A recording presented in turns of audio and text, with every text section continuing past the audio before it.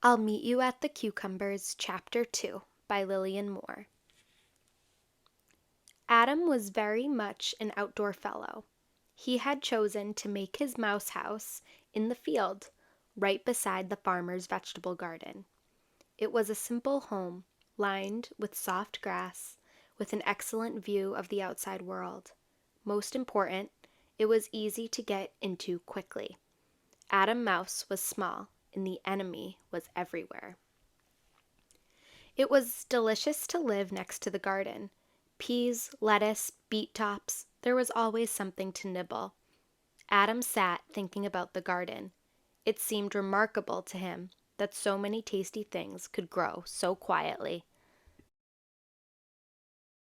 No radish ever makes a racket, he thought. Carrots never chatter. Peppers don't prattle. Aloud, he said, row on row, you never hear the garden grow. Seeds split, roots shove and reach, earth heaves. Leaves unfurl, stems pierce the ground, pea pods fatten, vines stretch and curl. Such growing going on without a sound. All that thinking about the garden made Adam hungry.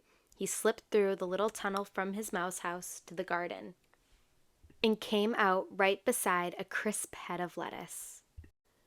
With a bit of the lettuce and a snip of carrot and the new small shoot of a spring onion, he made himself a crunchy salad. My, this is good, Adam thought with relish. Suddenly, he found himself wondering what strange crumbs Junius was gorging upon in the city. After he had eaten, Adam did not hurry back to his mouse house as he usually liked to.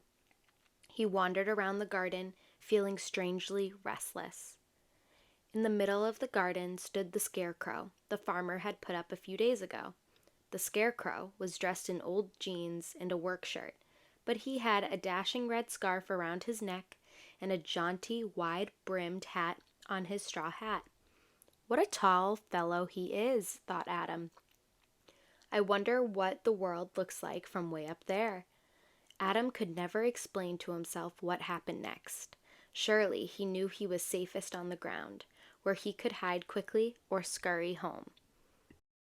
Yet he ran to the scarecrow and began climbing up. If he had stopped for an instant, if he had looked up or down, he would have been too frightened to move.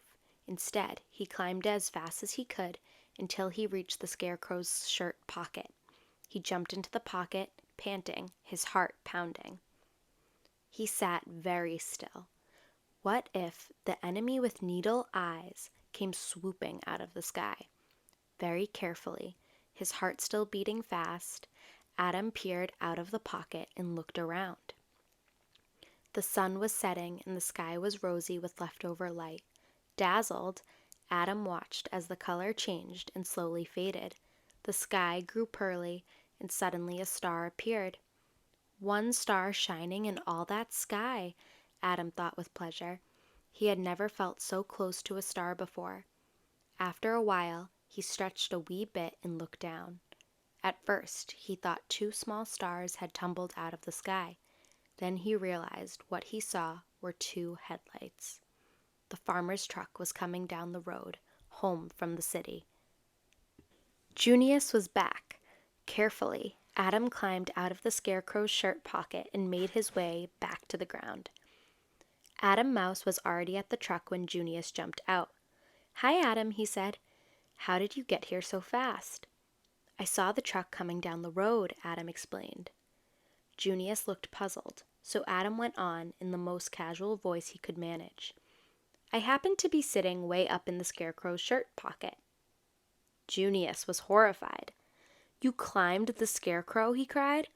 "Adam, don't you know how dangerous that is?" "Yes," said Adam. He liked the way Junius was looking at him, but the view up there is really superb.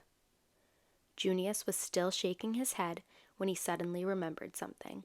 "Here," he said. He handed Adam a note. "This is for you."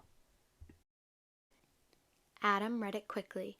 Then he said, "Listen to this, Junius. Dear Adam, please come to the city with Junius next week. It would make me so happy if you were here on my birthday. Come with Junius to the farmer's market. Please, your pen friend, Amanda Mouse. P.S. I'll meet you at the cucumbers. Well, Adam, said Junius, not very hopefully, what will you do? It was hard to tell who was the more surprised when Adam said, I'm going to the city with you next week.